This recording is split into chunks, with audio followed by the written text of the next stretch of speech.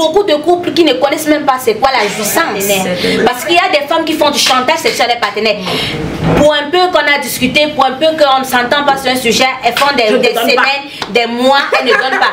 Sur ce coup, c'est non. Ton corps appartient à ton mari. Pour l'homme, faire l'amour est une nécessité. Et pour nous, les femmes, c'est un besoin. Est-ce que vous êtes d'accord avec cette... Je pense que c'est une nécessité pour tout le monde. Hein. Ok. Parce que faire l'amour, c'est bien. Mais surtout, chers hommes, s'il vous plaît, surtout, demandez à madame si elle est prête à faire quoi que ce soit avant de vous aventurer. Parce que souvent, on ne parle pas, mais ça nous frustre.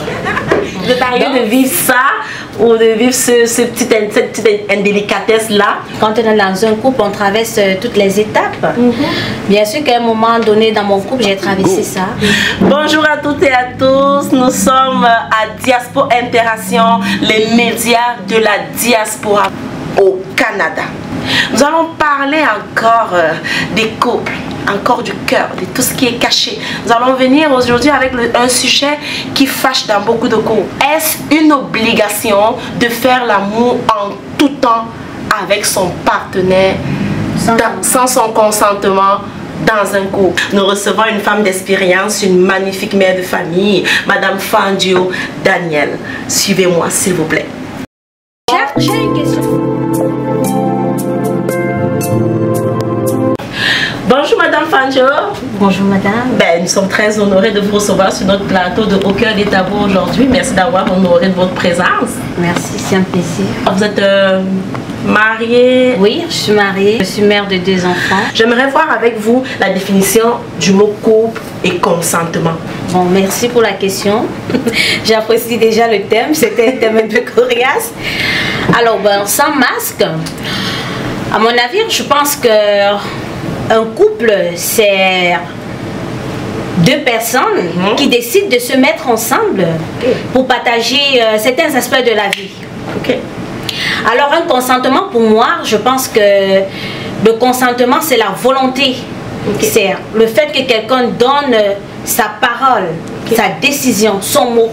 L'acceptation. L'acceptation, merci. À quel moment est-ce qu'on outrepasse le droit du conjoint? À mon sens, je pense que à partir du moment où l'autre conjoint ne tient pas compte de l'état d'âme de son partenaire. C'est-à-dire faire l'amour à l'autre partenaire sans son consentement, sans que l'autre ne s'imprègne, c'est comme un viol. À quel moment est-ce que le conjoint outrepasse le droit de faire l'amour à l'autre sans son consentement? Quand c'est de façon unilatérale. Vous savez, le rapport sexuel, c'est une participation. Je donne un peu de moi, l'autre donne un peu de lui. À partir du moment où je décide d'être statuette, à partir du moment où je décide de ne pas m'impliquer, de ne pas m'imprégner dans l'acte, et qu'on a l'impression que c'est une seule partie qui apporte le plaisir de façon égoïste, je trouve que à partir de ce moment, je trouve que c'est un viol. Pour la personne qui subit, ce n'est pas un plaisir. Vous n'allez pas me dire qu'on vous oblige, par exemple, à faire l'amour, à vous toucher ou à faire quelque chose que vous ne voulez pas et que vous ressentez un plaisir. Mais non. Nous sommes d'accord que si vous êtes fâché après votre conjoint, oui, ça c'est un bon point. Même au niveau du stimuli, nous sommes d'accord que l'hypophyse, le cerveau n'a pas enregistré qu'à partir de ce moment, vous voulez passer à l'acte sexuel. Ça veut dire que même vos organes ne sont pas prêts à recevoir quoi que ce soit. Donc, si nous sommes d'accord sur ce point, ça veut dire qu'à partir du moment où l'autre conjoint ne prend pas, ne se rassure pas que l'autre est dans ses états de pouvoir le faire, c'est un viol. Que l'autre a tout est réuni pour l'autre à recevoir l'acte sexuel. Et à participer, bien sûr. Parce que tout va aussi du cerveau. Il faudrait que ça soit consentant. Et si nous sommes d'accord que faire l'amour, c'est un plaisir, c'est pas une corvée. Oui, oui, oui, bien sûr. On a tendance à dire, vous allez m'arrêter si je raconte n'importe quoi, on a tendance à dire que pour l'homme, faire l'amour est une nécessité, oui, et pour nous les femmes, c'est un besoin. Est-ce que vous êtes d'accord avec cette... Bon, je pense que c'est une nécessité pour tout le monde. Hein. Ok. Parce que faire l'amour, c'est bien. Excusez-moi, oui, mais... on parle à une femme mariée. Mais faire l'amour, c'est bien. Oui. Faire l'amour, c'est bien parce que l'amour nous déstresse. Oui. L'amour nous permet d'être une personne joviale. L'amour nous donne même la santé, excusez-moi de vous le dire. L'amour nous permet même de vivre longtemps. Si vous le savez. Mais surtout bien faire l'amour. C'est très important. Oui. Surtout bien faire l'amour. Que les deux partenaires soient dans le moule. Si je reviens à un autre sujet qui nous dit, est-ce que c'est une obligation de satisfaire son partenaire même quand on est indisposé? Quand je parle indisposé, vous savez un peu de quoi je parle. Obligation? Oui, oui, allez-y. Lorsque la femme a peut-être ses menstruations, ça vient être un facteur qui peut empêcher la femme de se livrer à l'homme. Obligation, je dirais que si on parle d'obligation, on enlève notre côté humain. Ok. Nous sommes tous d'accord que les jours ne se ressemblent pas. Oui. C'est pourquoi, même dans l'acte sexuel, il faut être tolérant. Okay. Nous savons qu'il y a des périodes où même la femme n'est pas disposée. Ouais. Elle peut satisfaire son conjoint, mais elle-même n'est pas disposée. Par exemple, la période où les menstrues s'en viennent. Et si elle est plus stressée, ça se peut aussi qu'elle n'ait pas beaucoup d'hormones pour stimuler. Okay. Donc, parler d'obligation, à ce moment, je pense qu'on enlève notre côté humain. Okay. Et c'est pareil pour un homme. Un homme qui est beaucoup stressé, c'est plus qu'il ait même un problème de libido. Oui. Et parlant de problème de libido, ils sont nombreux qui n'en parlent pas. Hein. Un homme est capable de te parler de son métier qui ne donne pas bien, des finances qui ne donnent pas bien, du stress du travail. Oui. Mais de parler qu'il met 2 minutes, 1 minute, c'est beaucoup plus compliqué ce sujet-là. Voilà. C'est pourquoi je disais que parler d'obligation, oui, c'est enlever notre côté humain. Oui. Et comme c'est pas une compétition, comme il n'y a pas un rapport de force, il s'agit d'un plaisir qu'on partage. Il s'agit d'un plaisir qu'on partage. Je dirais que non, il n'y a pas une obligation. Ça se peut que par moment ça donne et par moment ça ne donne pas. Quand ça ne donne pas, qu'est-ce qu'il faut faire? Trouver des solutions ensemble, être tolérant. C'est ce que je peux dire. C'est quoi les conséquences que cet acte-là, c'est-à-dire obliger son conjoint à avoir des rapports, quelles sont les conséquences, vous en tant qu'une femme mariée, si on parle peut-être de la voisine, pas nécessairement de vous? Bon, comme conséquence, on a plusieurs conséquences. Il y a déjà de la frustration dans le couple. Okay. Il y a de la frustration parce qu'un partenaire considère l'autre comme égoïste. Oui. Et puis, hormis la frustration, on a ce sentiment d'être chosifié, d'être rabaissé, de ne pas être considéré comme tel. Oui. Et puis, on a aussi ce sentiment de ne pas se sentir à l'aise dans l'acte sexuel. On se dit, bon écoute, mon conjoint, lui, il est tellement égoïste, il veut se plaire, il ne pense qu'à lui. Et quelque part, pour certaines personnes, ça pourrait conduire à des cas d'infidélité. À des cas d'infidélité parce que si on a en face de nous un partenaire qui ne pense qu'à lui et nous autres nous sommes frustrés, ça se peut qu'à partir du moment où, ça se peut, hein, parce que nous sommes des humains, on se laisse aller quelques instants et qu'on découvre ça dehors, on n'aura plus du plaisir pour le partenaire qu'on a dans la maison.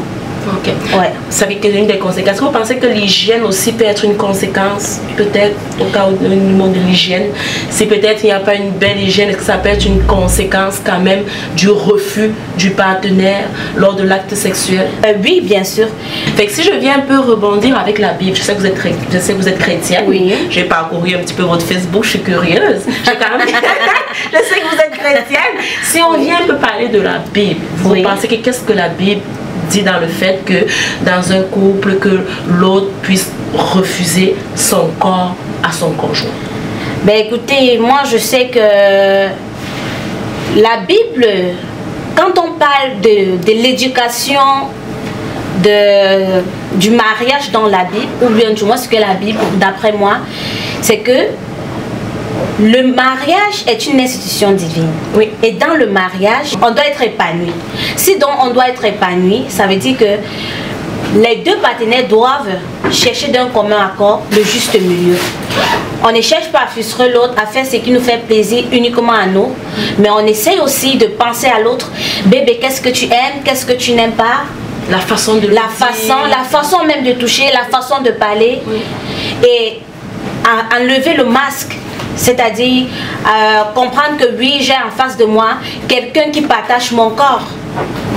Donc, la Bible n'est pas pour la frustration, la Bible n'est pas pour la violence, mais la Bible est là pour l'harmonie, pour la paix, pour l'épanouissement et pour tout ce qui est, écoutez, pour tout ce qui est bien.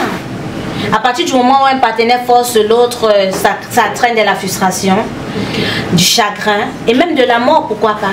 Je sais qu'à notre époque, nos mamans disaient souvent que tu ne peux pas refuser l'homme, il faut donner. Tu ne peux pas refuser ton corps à un homme, c'est comme ça. Je pense que les mamans, quand elles le disaient, c'est dans le sens qu'il ne faut pas faire le chantage sexuel à ton partenaire. Parce qu'il y a des femmes qui font du chantage sexuel à leurs partenaires. Pour un peu qu'on a discuté, pour un peu qu'on ne s'entend pas sur un sujet, elles font des semaines, des mois, elles ne donnent pas. Sur ce coup, c'est non. Ton corps appartient à ton mari. Oui. Je pense que c'est dans ce sens que nos parents disaient que ton corps appartient à ton mari. Oui. Parce qu'il ne faut pas faire le chantage sexuel à ton mari. Il y a certaines femmes que c'est comme un cadeau, c'est un petit bonbon. Si tu as bien fait les choses, si tu t'es occupé des enfants, c'est comme une petite récompense. Ben tu te donnes ton petit nana. C'est pourquoi je disais que faire le sexe c'est bien. Ça épanouit le couple. Non, ça veut dire que je suis très heureuse de vous avoir eu aujourd'hui sur le plateau. Est-ce qu'on voulait faire un petit coucou aux enfants, monsieur? Bonjour tout le monde. Bonjour à maman. Bonjour chère connaissance, bonjour à tous ceux qui ont reconnu la personne que je suis. La magnifique femme que vous êtes. Je vous salue où vous êtes. Nos recommandations aujourd'hui pour vous les couples qui nous avaient suivis. Recommandations à madame. Qu'est-ce que vous pouvez comme recommandation, je conseillerais à tous les couples de penser à l'autre quand on veut s'épanouir sexuellement. Tenir compte de tous les aspects, de discuter et surtout, mais surtout chers hommes s'il vous plaît, surtout demandez à madame si elle est prête à faire quoi que ce soit avant de vous aventurer, parce que souvent on ne parle pas mais ça nous frustre. Donc si je peux vous donner quelques conseils à nous autres, à vous aussi et à moi aussi, parce qu'on apprend tous les jours, c'est apprendre à être tolérant dans le couple, savoir faire plaisir à l'autre. Et en le faisant, l'autre aussi nous fera plaisir. Et mettre toujours en tête que le rapport sexuel n'est pas une bagarre, il n'y a pas de rapport de force. C'est juste un moment de plaisir, d'échange. Et si je viens un peu renchérir un peu au niveau de plaisir et d'échange, je dirais aussi que il faut se faire plaisir en faisant plaisir à l'autre. Bien sûr. Parce que lorsque tu vas avec la douceur, lorsque tu demandes l'avis de l'autre, c'est le partage, c'est de parler, c'est de communiquer. Parce qu'on est fatigué de faire semblant. J'ai une cousine, pas moi. J'ai une cousine qui me dit toujours qu'elle fait semblant. Fait qu'on est fatigué. Michel, je vais te couper un instant. Oui, merci. Parlant de faire semblant, si vous cherchez toujours à vous épanouir, l'autre partenaire sera frustré. Quand vous finissez de faire l'amour avec un partenaire, demandez-lui, bébé, est-ce que tu es satisfaite? Ça se peut qu'un partenaire ne jouisse même pas. Il y a beaucoup de couples qui ne connaissent même pas c'est quoi la jouissance. Mais c'est vrai. Oui, et elle ment parce qu'elle me fait plaisir. Il demande, bébé, est-ce que c'était bon? J'ai une question surprise pour vous les hommes à la maison. Est-ce que vous connaissez c'est quoi le point G de votre femme? Est-ce que vous savez où ça se situe? Discutez-en. Quelqu'un qui a vécu cette indélicatesse là. C'est vrai que cette question est coquille. Ben, écoutez, quand on est dans un couple, on traverse toutes les étapes. Bien sûr qu'à un moment donné dans mon couple, j'ai traversé ça, d'où l'expérience. Voilà. Et je sais de quoi il s'agit. Je sais que ça entraîne beaucoup de frustration. Mais une fois qu'on a trouvé l'équilibre et que chacun est épanoui, finalement, écoutez, ça devient un feu quoi. Rassurez-nous, c'est toujours l'élu de votre cœur, votre mari. Bien sûr que aucune chance pour toi qui regarde, laisse tomber, elle est encore mariée. On va faire un coucou à la caméra. C'était au cœur des tabous. Nous avons reçu madame Danielle Fanjo, merci beaucoup. Merci. J'ai une question.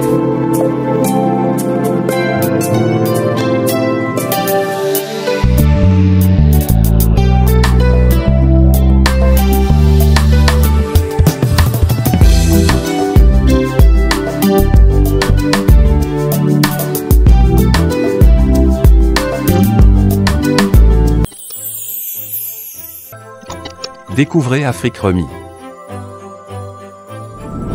De votre confort, envoyez de l'argent depuis le Canada et les États-Unis vers de nombreux pays africains. Tout ceci au meilleur taux du marché. Utilisez nos différents services, tels que envoi d'argent par Mobile Money, Express Union, ou encore faire un dépôt bancaire.